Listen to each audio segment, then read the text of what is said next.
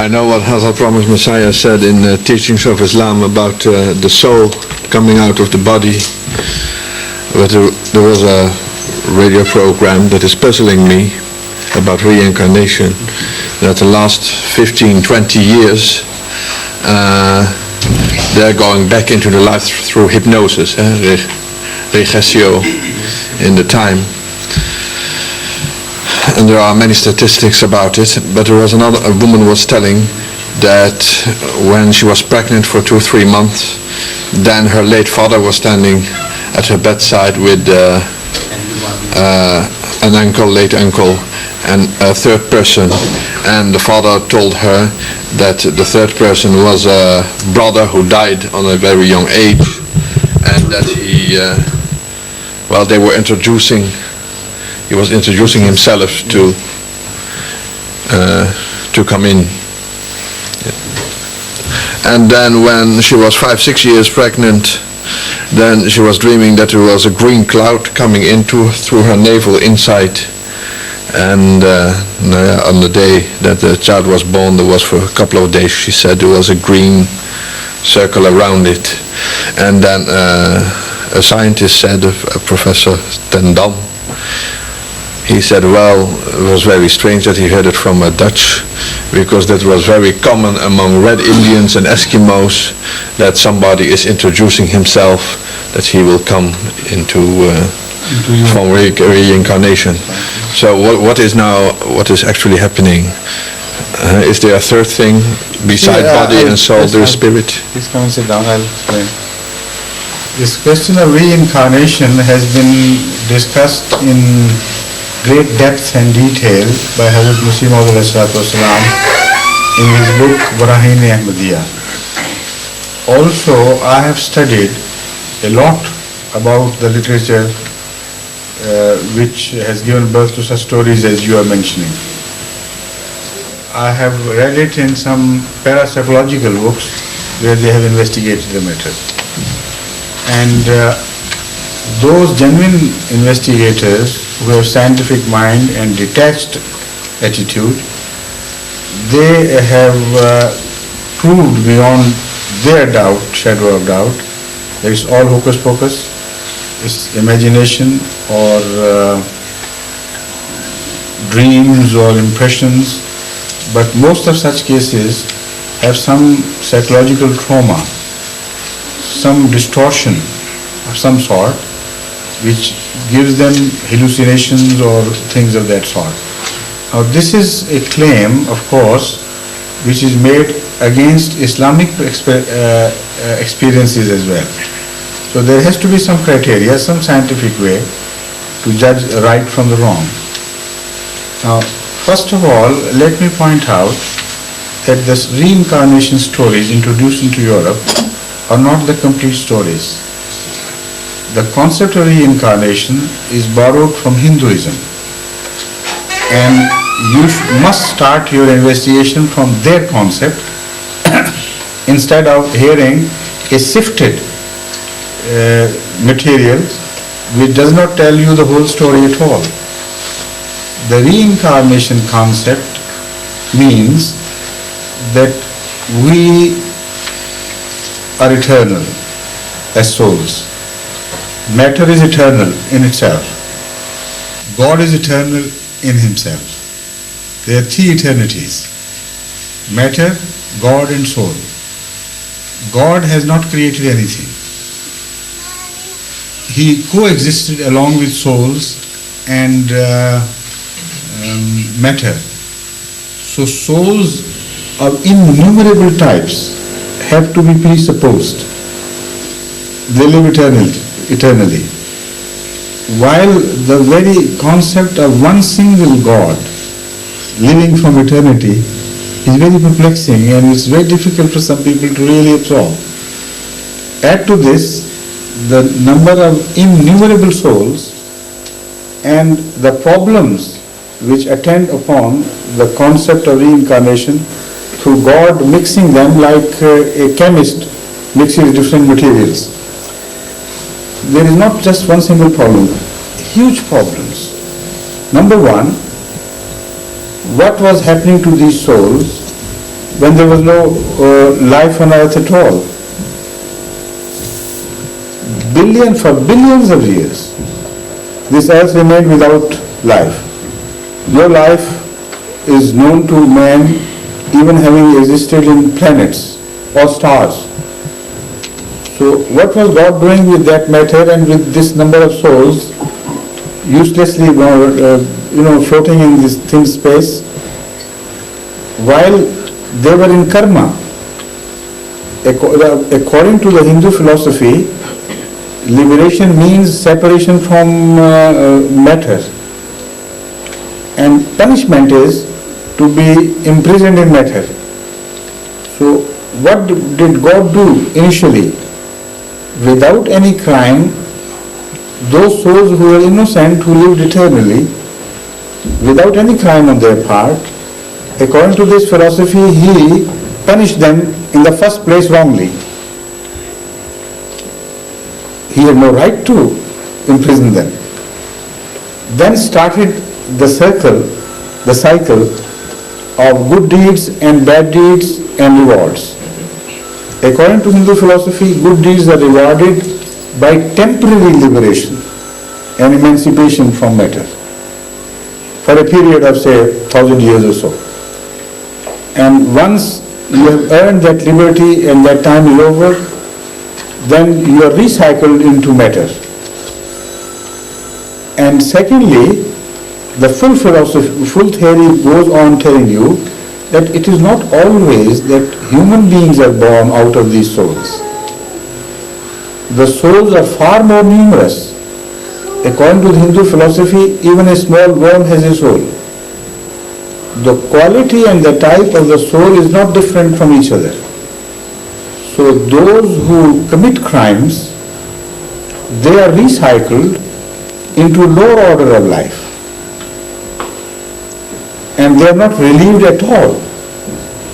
Those who are pious and do good deeds, they are liberated for a while and then return in the form of human beings. Now, if that concept is acceptable at all, then it will create huge problems for human understanding of what life is, how it evolved, and so on and so forth. But apart from that, it is completely negated by the facts as we know on earth. Because the more we become criminal in our attitude, greater is the human population. Because if crime were to be punished by reducing the human population and increasing the animal population, the phenomenon which we are facing today would have been exactly the opposite.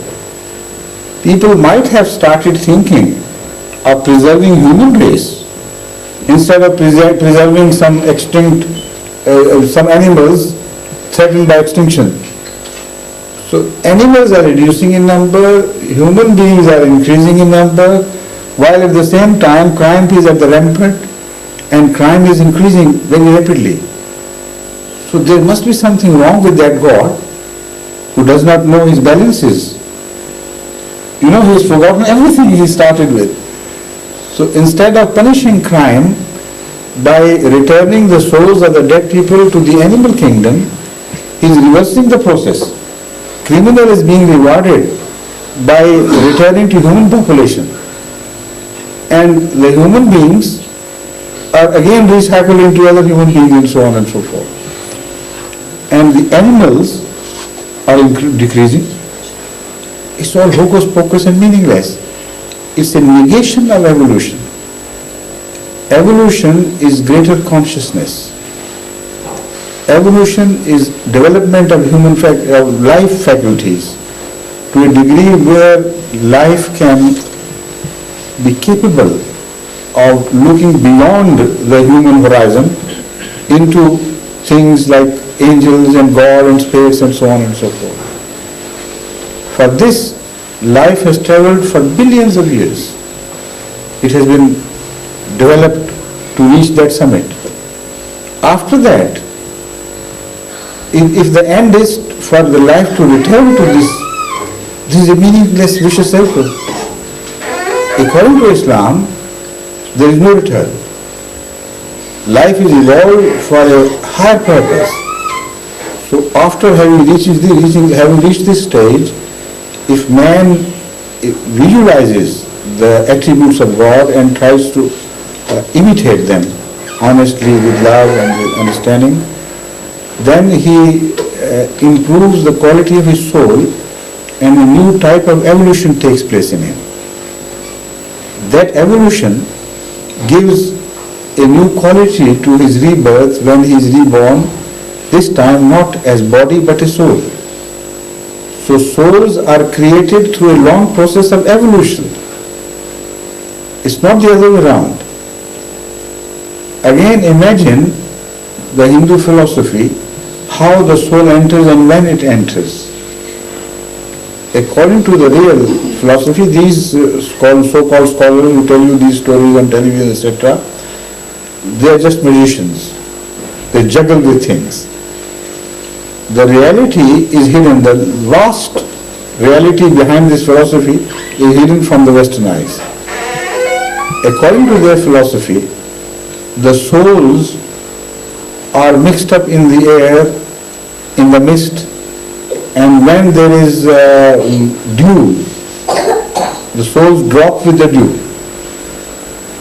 Those souls are eaten by the grazing animal, and then they are transferred through their milk or through their flesh to a woman who has got pregnant.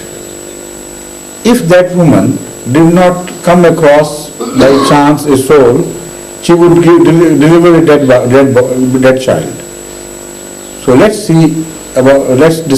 find out the incidence of stillbirths, and let's find out whether in those places where the chances of dew catching a soul and getting transferred into the body of a pregnant woman are very rare.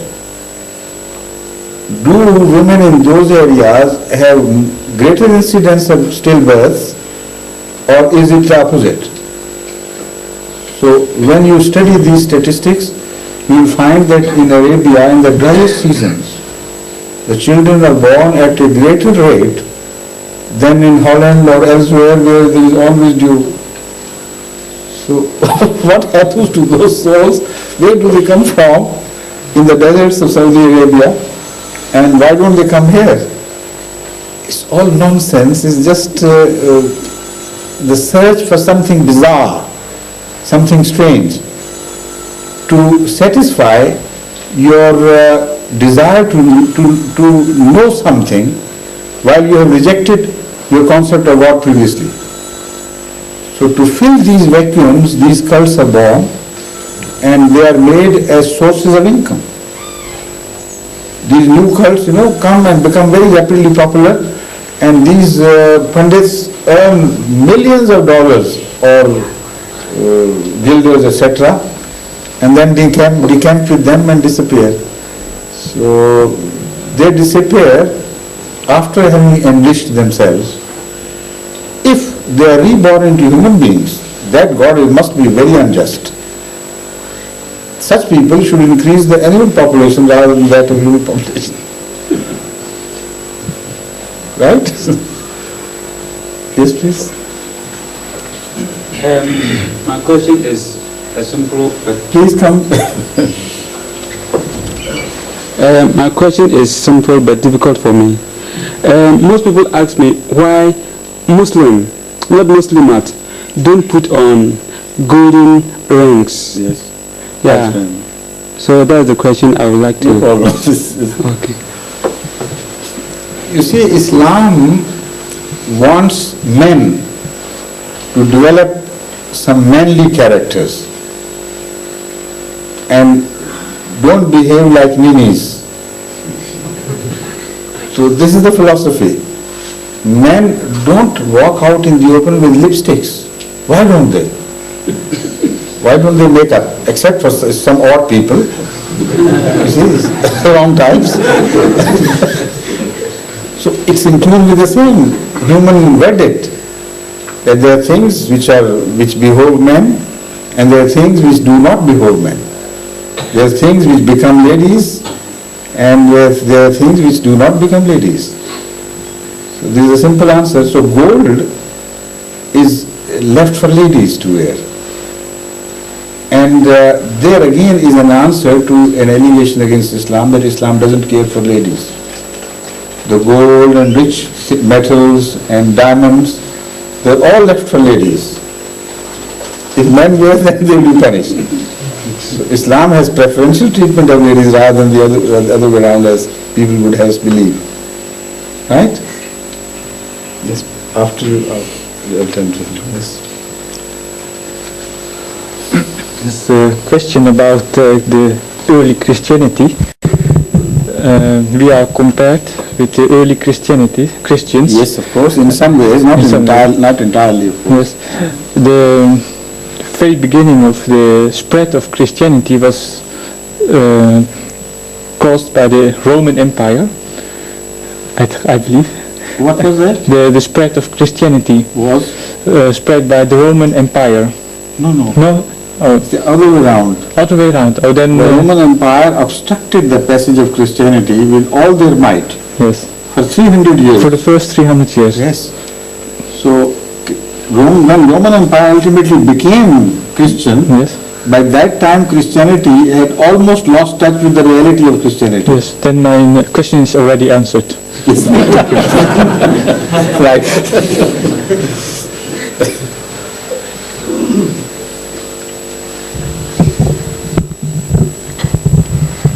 I have two questions, so since I ask it at the same time. Okay. I read a pamphlet which was entitled A Message of Peace and a Word of Warning. That was written by Hazrat Masih III. And in it, he spoke about the Third World War.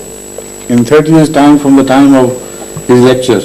Yeah, I saw it in the pamphlet. That's right. And he spoke about the Third World War. Yes. Simply, I want to know, is it a certainty that the Third World War will be coming, or is it a prophecy, or how is it? You explain.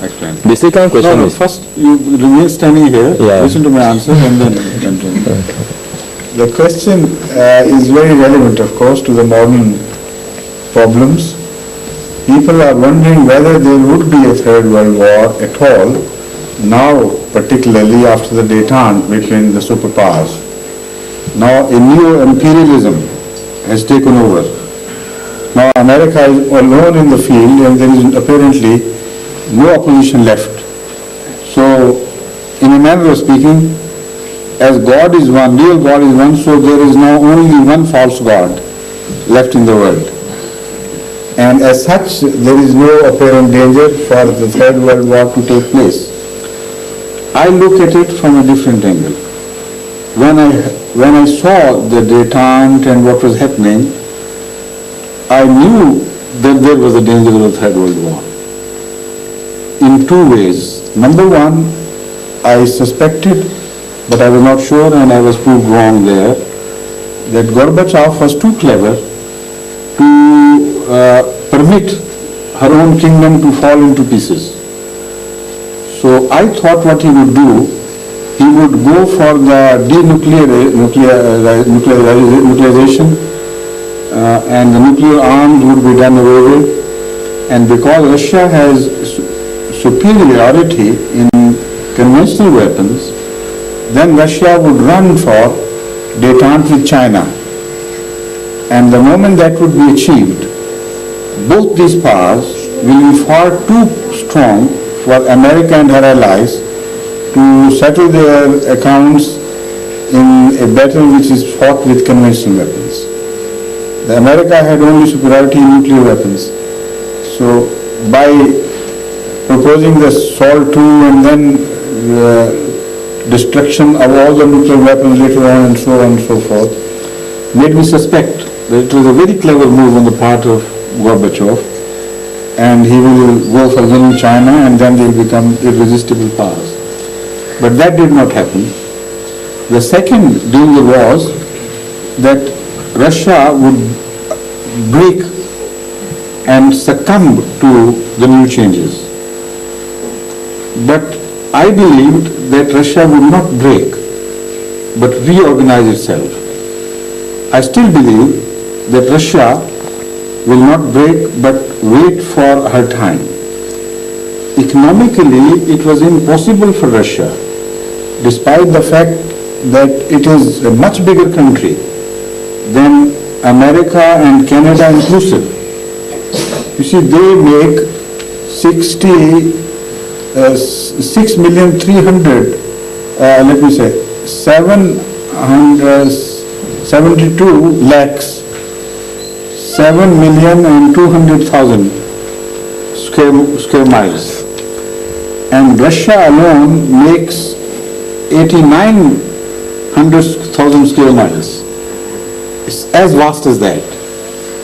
Human resources, development in warfare, in conventional warfare, availability of fighting forces, etc. In all these departments, Russia excels. So I thought the only reason why Gorbachev is doing it is economic compulsion. The system had economically failed, and no matter how strong you are in weapons and in army training, etc., if you do not have enough to feed your people, your army, you can't fight a battle. So that was the compulsion. But that is a temporary compulsion. Yeah, it's not a permanent. The more America is exulting about her victory and her being godly on earth, the more resentment is now being born in Russian society, and they are pocketing the insult only temporarily. A new world order is already emerging, not the world order of Bush's dream, but a completely different world order. Add to this what is happening in Europe, and then you will begin to understand that the things are going to change within next 10 years, as I believe, or close upon that. What is going to happen is that East Europe, which is very poor now, merging with Germany and other Western European states, will recover economically very rapidly. And Germany will give lead to this recovery. And Germany will gravitate other smaller states as well. So give 5 more years to Germany of peace, and with the help of East German cheap labor and high quality know-how and working habit on low wages, they will bring a new industrial revolution in Germany. The same would happen to other smaller states who will mostly be gravitated to Germany or other European states. The result would be that Europe would emerge as a very powerful industrial unit, even stronger than America. Add to this Russian recovery. Russia is partly in Europe and partly in Asia. But the mass land of USSR plus Europe is going to become the biggest power on earth if they join forces. What is going to happen is, first, economic jealousies are going to be born out of this new situation. New markets will be searched, and they will race with each other, European countries, internally, and externally they will race with America for the capture of new markets. And a situation will be created which is pre-First World War situation, where the third world is just a market, nothing less, nothing more. Force will be employed far more nakedly than before, because no one would be there like another superpower to hold the hand of an oppressor. Already this space is set by America. They started by using United Nations as an excuse. Now the British and the Americans are doing it shamefacedly without any reference to United Nations. What right they have got to enter Iraq now and to rehabilitate the Kurds? without declaring war. And they are forcing the Iraqi soldier out of that region in the name of humanity, humanitarian reasons. But there is no legality about it. They are establishing the fact and delivering the message to the third world that from now on, there is no consideration of legality or decency or civilization or anything. We are going to dictate terms as we please. So to begin with, a resentment will be born not only in Russia but also in the third world countries, which to begin with may not surface quickly because many Eastern leaders are corrupt. They would bow their head to American will and they would try to get most benefits out of it. The same has happened to Saudi Arabia and other Arab states. The same has happened to Pakistan, Turkey and other states. But as I analyzed in my khutbahs regarding Gulf, I have seen much beyond the present situation. What is going to happen is there is going to be born resentment among the people, the masses, which is already there. They will oust their leaders who bow to America. New bloody revolutions would take place with new rivalries between Russia and America on the one hand and Europe and America on the other hand. A completely new set of competitions, economic competitions and competition for gaining political superiority over regions is going to be born. This situation is bound to end up in wars. Few wars, small wars here and there, because there would be no nuclear deterrent or fear of any nuclear war to begin with. So, before this happens, Americans and other powers with nuclear weapons will begin to denuclearize themselves, realizing that there is no danger now from Russia or anywhere else, realizing the dangers of nuclear wars. They will be destroying their own weapons, like chemical weapons, which already have been planned in America. They will be destroying their own bacteria warfare weapons, which is already taking place in such countries. So, on the one hand, conventional warfare will be developed further. On the other, nuclear and mass destruction weapons of other types would be destroyed. And in the new world order, which appears after a while, man would be left with these jealousy on different patterns altogether. That would be the time for new wars to take place. So I believe this may happen from 10 to 20 years, not more than that. The basic cause for wars is neither weapons nor economic competition, which of course plays a very important role. It is human corruption, basically. All the others are just excuses. If, for instance, somebody is richer than I am, and I am powerful enough to snatch things from him, I will not do that unless I am corrupt. If I am honest, if I am God-fearing, then this imbalance wouldn't make any difference whatsoever. Even the smallest child with the richest bounties in his hands would be safe from me. But even if the person who is richer is also stronger, but I am weak and without anything, I would be envious, I will think of poisoning him, of attacking him somehow, but there will be no peace. Yeah. So the basic reason for wars is human corruption, lack of morality.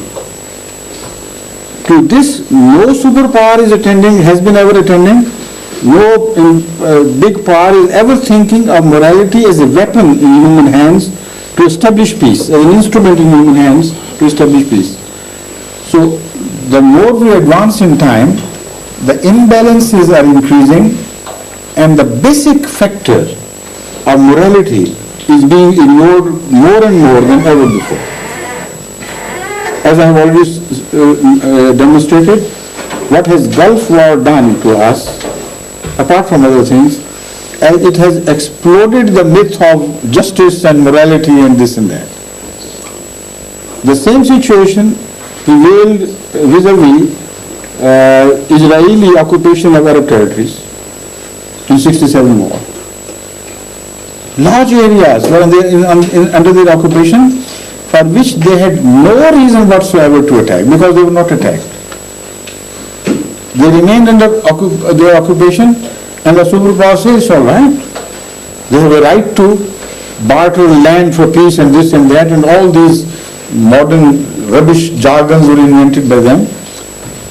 So why did not Iraq have a right to barter for peace, some land and so on and so forth? So this is all rubbish. They are basically immoral people, and they are not turning to religion. They are turning further away from religion. It is said power corrupts, and absolute power corrupts absolutely. So the new world which we are entering is that of absolute corruption, because one of the powers of the world has become absolute power, and this absolute power is going to corrupt American minds like it never corrupted them before. Previously, of course, many evils spread from America, but now in this new situation we can do whatever we please. They are going to spread injustice all over the world. They are going to treat other human beings as just third-rate animals. They must listen to them and bow to them, or they don't mean anything. To begin with, they will be kind and courteous to Europeans as their equal partners to begin with, or second-rate partners, like they treat the British. But after a while, other jealousies are going to be created in Europe. France is already jealous of England. There is animosity, though subdued, between Germany and England. The greater the Germany is going to emerge economically, more jealous the British would become. Already you can see it. It used to burn Mrs. Thatcher's heart to see Germany develop as a new leader in Europe, and she could not suppress it. One of her second class ministers went toward Germany. He couldn't suppress this, so he expressed his views on Germany and the dangers which are inherent upon the new Europe being led by Germany. There was a hue and cry against this by Germany, and this minister was dismissed by Mrs. Thatcher. He's a very simple person. He had been creating problems even before. So after he was dismissed, what he said, well, look here, I only gave voice to what I heard in the cabinet being discussed. That is the only crime for which I am dismissed. He said, this is exactly what the cabinet used to talk. So this is the world. There is hypocrisy, there is immorality, there is talk of high moral grounds, but basically man is more corrupt today than before. So how can you avoid wars? War is a direct result of this human corruption riding high, hand in hand with power. When this happens, the wars are not far behind. So Hazrat Khalifa al-Masih, the third caliph, he predicted it not because he was told by God specifically that it's going to happen. He studied prophecies from the Holy Quran, he studied prophecies from Hazrat Masih.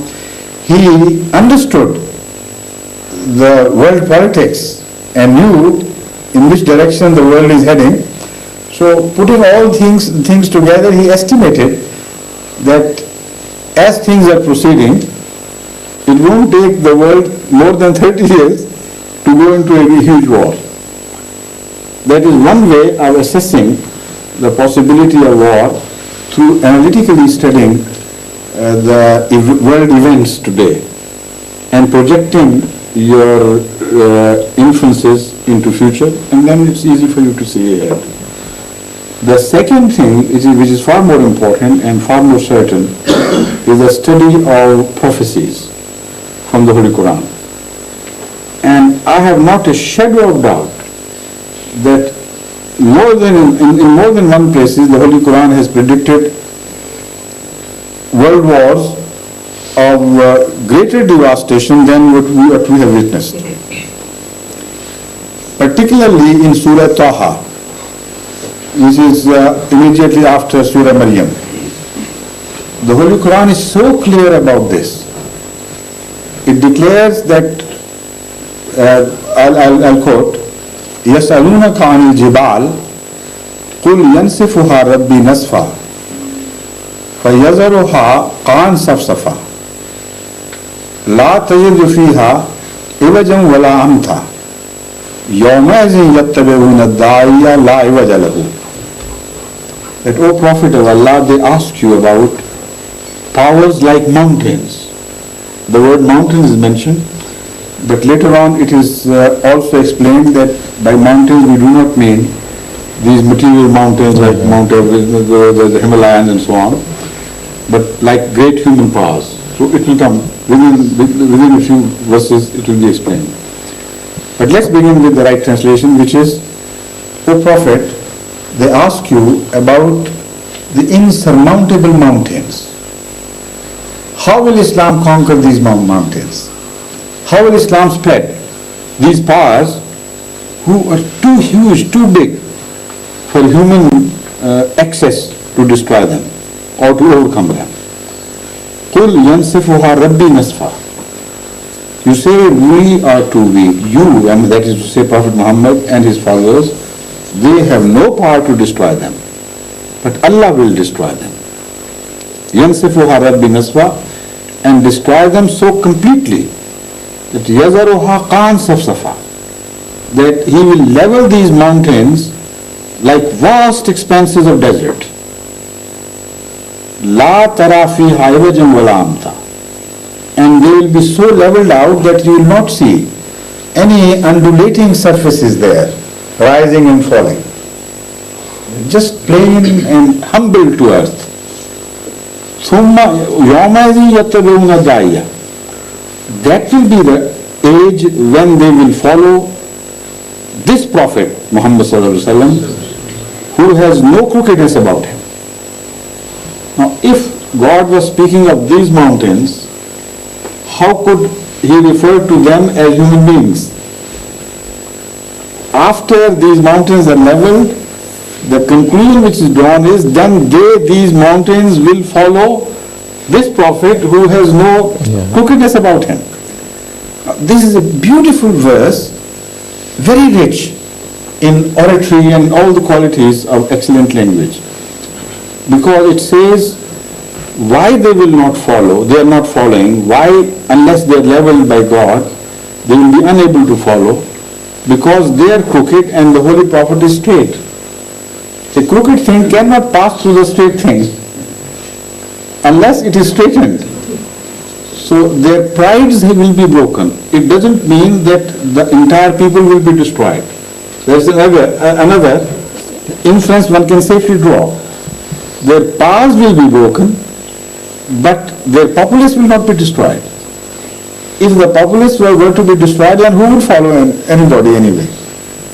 So that means the great powers are to be broken. Now here it is not said how, but elsewhere it is mentioned. Not in one place, in many places. So putting these things together, these cross-references from the Holy Quran, one can very clearly draw the scenario that these powers will be destroyed by each other. And so totally that no pride will be left at all after the wars are over. They will be completely humbled. the man after that will be so completely disillusioned with his past, with his imaginations, with his pride and things like that, that he will genuinely be in search of truth, and that truth he will recognize in the Holy Prophet of Islam. That would be the time of Islamic victory. Again, he explained after that Islam will be victorious. So your question was very interesting, although I could not explain it at greater length, but I have tried to explain it enough for you to understand. Got it all right? Yeah, it's okay. Now your second question, please. Yeah. And that will be the last. A certain gentleman also asked me a question, and I told him it's beyond my capacity, I can explain. So when I get the explanation, I will also give it to him. He said he is a Christian, but now he don't believe that even there is existence of God, because how some people are being created abnormal. If there is God, and some people like this is no argument. If he can't believe in normal God, he should believe in an abnormal God. People are created, normal and abnormal. So there has to be a God. If it's logical, he should say, previously I used to believe in a perfectly normal God, now I believe slightly abnormal God. That would be logical, to some extent, I mean. But this is illogical, because abnormal people are created, so there is no God.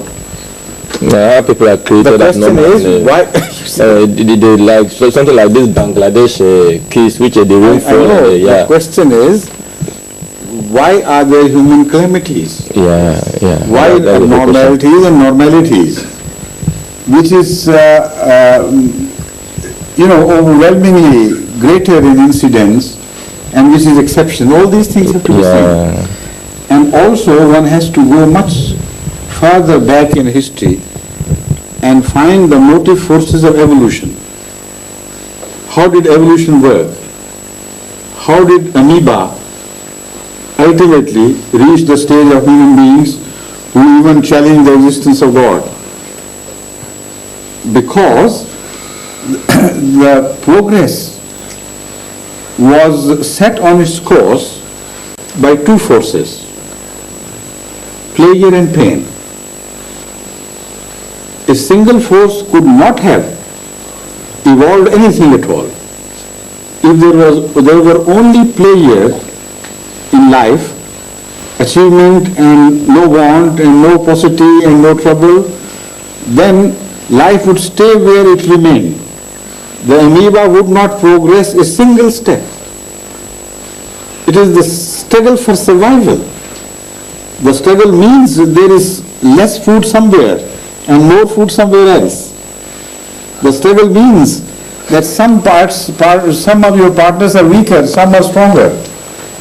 So the struggle begins, which develops animal qualities bit by bit and adds to its to qualities towards ultimate completion and ultimate development to human beings. You see, if there were no pain, there would be no joy. So even joy would be destroyed. But let's suppose there is just joy and no pain, and I assure you, life would not advance a single step. So would you prefer to remain an amoeba or see a few exceptional cases of abnormalities? These abnormalities also have a message. But I have spoken on this subject for many hours now in different question and answer sessions. If you want really to get a comprehensive view of why these things are encountered by man, troubles, problems, devastations here and there, suffering and so on and so forth, you should listen to all these cassettes. They are available from the center, or maybe they are somewhere here as well. Hidden under some tiles. You don't get the English ones. English ones. English ones. But we don't actually get them as we... Once I remember when I visited south of Germany, in Munich, a lady asked this question, who herself had suffered so much from some personal experience. And the way she put the question, everybody thought that I was cornered and it would be impossible for me to satisfy her. But I knew what type of answer would convince her, from the style she asked the question. And by the time I finished, she was the lady who was nodding much more vehemently than any other, in assent, agreeing with me. Because Islam is the most logical religion. It has explanation for everything. A convincing explanation, I mean. Yeah. So you can listen to these things and they are very clear, no problem at all. We need to get it. Yeah. Thank you. So unless there is a very urgent question bothering someone who cannot wait for the night, we call it a day, right? And maybe we get together tomorrow as well, won't we? No, tomorrow is dinner, isn't it? The speech should be late. It should be relayed over here. Tomorrow night? No, tomorrow afternoon. No, I'm talking of another session of question and answer tomorrow. Is it possible or not? After the dinner, but it's limited to... Of course. So we should consider it sufficient for the time being. Next time I come, inshallah, we'll get together, okay? All right, Assalamu alaikum.